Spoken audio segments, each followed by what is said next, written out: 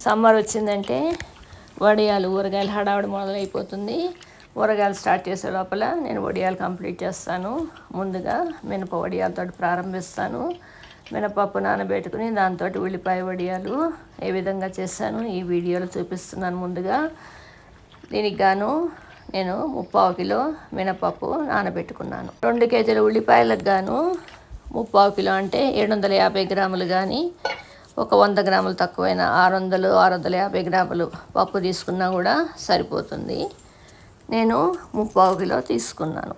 అయితే ఈ నానబెట్టుకున్న పప్పులో 1/2 కిలో పొట్టుపప్పు తీసుకున్నాను. 1/4 కిలో పొట్టు లేని పప్పు గుళ్ళు, మినప గుళ్ళు, డబుల్ హార్స్ మినపగుళ్ళు తీసుకున్నాను. అది ఒదుగు బాగా వస్తుందని.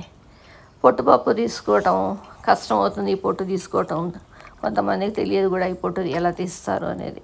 అలాంటి వాళ్ళు మొత్తంగా ఈ విధంగా పొట్టు లేని పప్పే తీసుకోవచ్చు. ఇంకా నేనే విధంగా చేశానో చూపిస్తున్నాను. 1/2 కిలో పొట్టుపప్పు తీసుకున్నాను కదా, దాన్ని శుభ్రంగా ముందుగా అడుక్కొని ఆ పొట్టంతా తీసి పక్కన పెట్టుకున్నాను గిన్నెలో.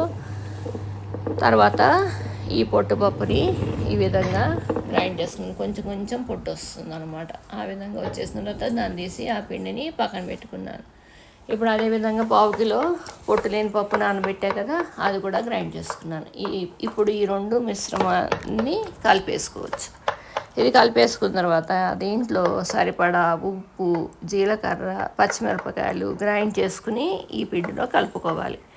ఈ పిండిలో అస్సలు నీళ్లు పోయకూడదు. గట్టిగా ఉండాలి పిండి, కానీ చాలా ఫైన్గా ఉండాలన్నమాట. ఆ విధంగా రుబ్బుకోవాలి. ఇవి చూసారా, గ్రైండ్ చేస్తాను. గ్రైండ్ చేసి పిండిలో కలిపాను అనమాట ఈ విధంగా. ఇప్పుడు మనకి పిండి రెడీ అయిపోయింది. చూసారా ఎంత గట్టిగా ఉండాలి. నేను పొట్టుది వాడా కాబట్టి అక్కడక్కడ కొంచెం మనకి నల్లగా కనిపిస్తుంది.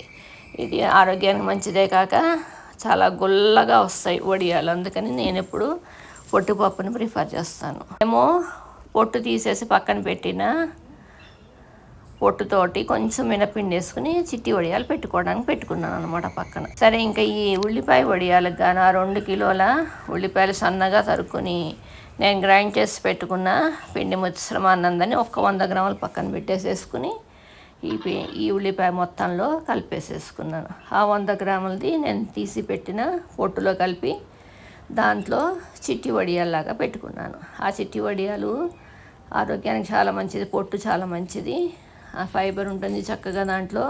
అంతేకాక అవి వేయించుకుని తింటే చాలా గుల్లగా చాలా టేస్టీగా ఉంటాయి.